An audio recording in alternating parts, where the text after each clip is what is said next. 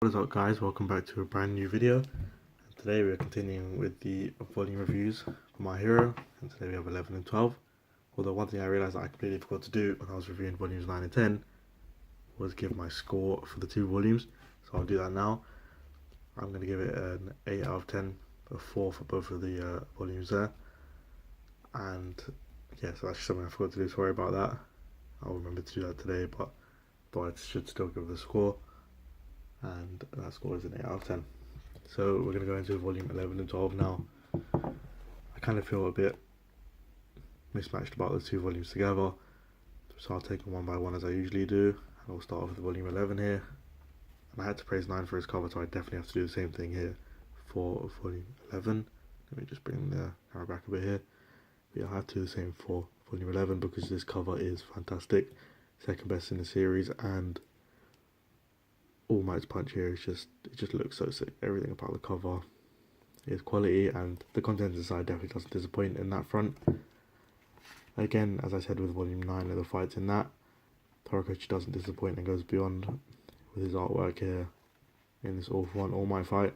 And one thing I'll say before getting into it is it's very easy to be kind of content with such an amazing fight with All For One and All Might, but I don't think that a lot of people who read it and watch it kind of understand how it's very easy to make an underwhelming fight for something of this magnitude, and Horikoshi definitely avoids that and does a fantastic job of making this fight such a memorable one and such a fantastic one, considering it's All Might's kind of final bout, and it was very important for Horikoshi to get that right, and he does a fantastic job of doing so, where he could have easily failed and made a very underwhelming performance.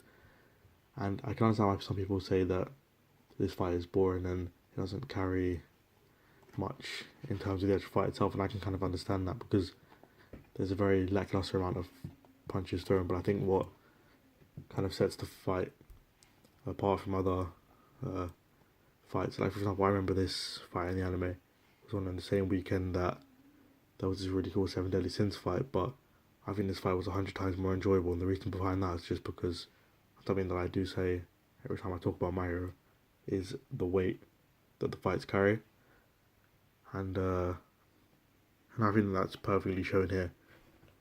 Every single punch that All Might's throwing, you can see that after he's gone beyond his limit, is just taken away from his body and his lifespan, you know. So Horikoshi does a fantastic job of kind of portraying that even and showing that even if you don't have many punches thrown in your fights, they can still carry such importance and weight to them and emotion behind them, because I found this fight so much more emotional when I was watching it than the Seven Deadly Sins fight. And although I know they're two different series, the Seven Deadly Sins is fantastic in its own right, this just carries so much more weight to it. So that's just kind of one thing I wanted to touch on and just give credit where credit is definitely due with this fight, and just a fantastic job that Horikoshi has done with All Might's final battle. And I think it comes at the exact right time in the series.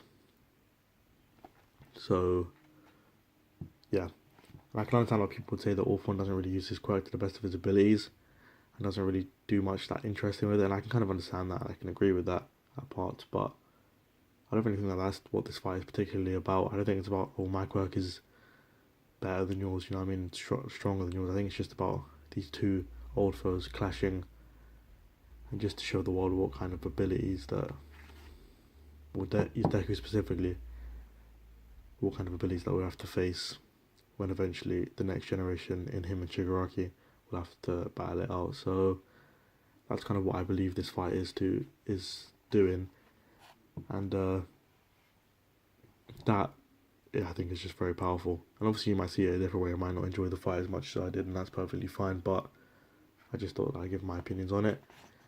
And again, with the emotions in My Hero, which I really appreciate and enjoy, when All Might says now it's your turn, and Deku obviously sees it a different way from everyone else, is obviously very powerful, and All Might's like, I've done all I can and all that.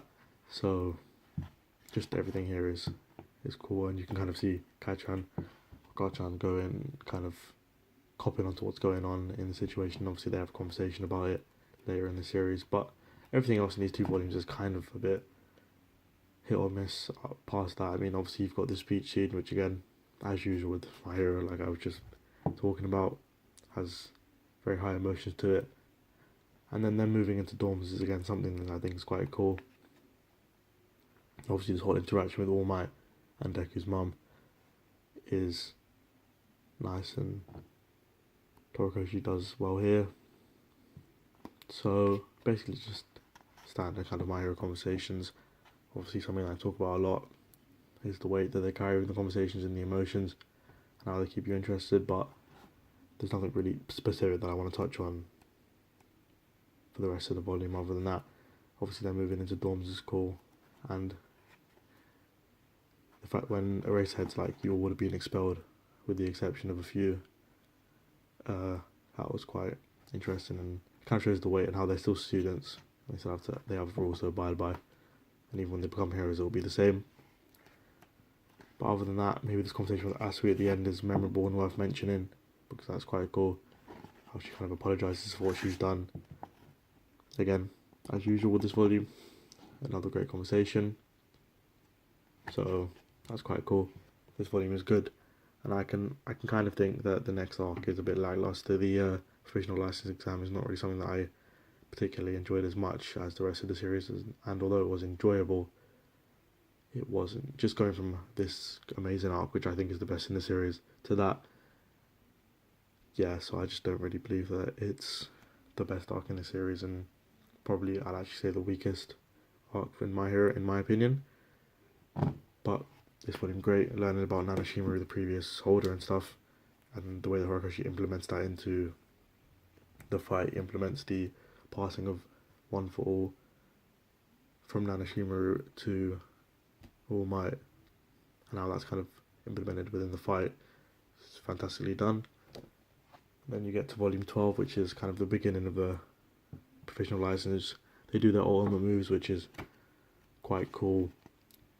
Nothing to write home about. I mean, some of their moves are cool, but obviously the most memorable one is going to be Deku's shoot style. Now, I actually am someone who actually prefers the old costume, and I prefer... well, actually, I don't prefer the costume-wise. I think I prefer this new costume, but just I prefer when he uses his arms. I mean, yeah, but that's just my opinion. I mean, I don't mind shoot style, but I prefer when he uses his arms, and I really like the gauntlets that he gets later on in the series. I mean, I think the coolest part of the provisional license exams is being introduced to other schools and other characters. I like Shindo a lot, and I do hope that Horikoshi touches on them and finds a way to implement other schools that we know of back later in the series. You kind of see people implement their ultimate moves here and there in the volume, but nothing too spectacular. Kami was probably or Kami, I'm not quite sure how to pronounce it, is probably the main interest in the volume, because obviously people are curious as to why he's so obsessed. And then I think probably my favourite part of this volume is when Eraserhead has that little speech about how, in their own ways, Bakugo and Midori have, as it says here, raised the bar for the entire class, and I think that's a nice little speech, and shows that is just the complete truth, and how they've had an influence, and you can see their influences throughout the series on the other students, something that I've mentioned before, and I like how it's mentioned by Horikoshi as well. I like this little Kaminari bit as well, where he gets a bit of character development, and he saves Kirishima and Bakugo. That was quite cool. And also this little plan with Sero, Deku and Uraraka. Just nothing in particular to write home about in this volume. I don't think that, like I said, not too impressed with the arc. I think it's good, but it's not the amazing levels that the other arcs reach, in my opinion.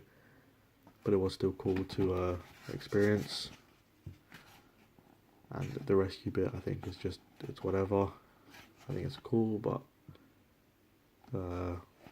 nothing to write home about. Again, like I said, it's nothing that Volume 11 doesn't have a hold a candle to the contents of Volume 11, although it's still interesting, and I still like to get through the arc. I think that everything past this arc as well is better, and the overall arc is really good.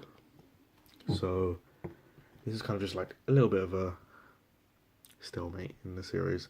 It was okay, nothing fantastic, but obviously I think Volume 11 kind of saves Volume 12 in this one, and my combined score for the two volumes would be 8 again.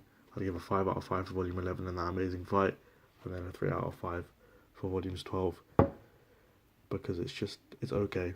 It's just a classic of My Hero volume. I think it's kind of the same. I think it was volume 2 or 3 that I gave a 3 to, because it was just okay, and I kind of feel the same about this one. It definitely doesn't pick up the best parts of the provisional license exam, apart from that little speech by Eraserhead. Other than that, it's nothing fantastic, nothing amazing. And I kind of just wanted to get through this arc because it's my least favourite of the series, although I still like it because I'm a big fan of My Hero, and it introduces probably best girl, which is Hatsume, properly.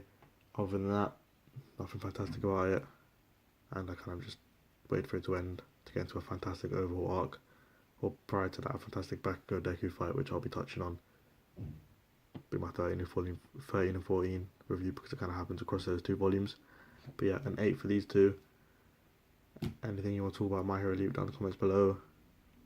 I'd say that this is done better in the anime, better in the manga, sorry, because it's just handled more quickly, and I don't know, everything. I'm a more manga person than I am anime, so obviously I kind of be saying that stuff's done better in the manga, but the anime from My Hero is fantastic, and I say it's on par with the manga. It's probably the one anime that I'd say is on par with the manga, if not better. So definitely go check that out if you haven't. But yeah, the manga's fantastic as well. So yeah, other than that, have a great day and peace.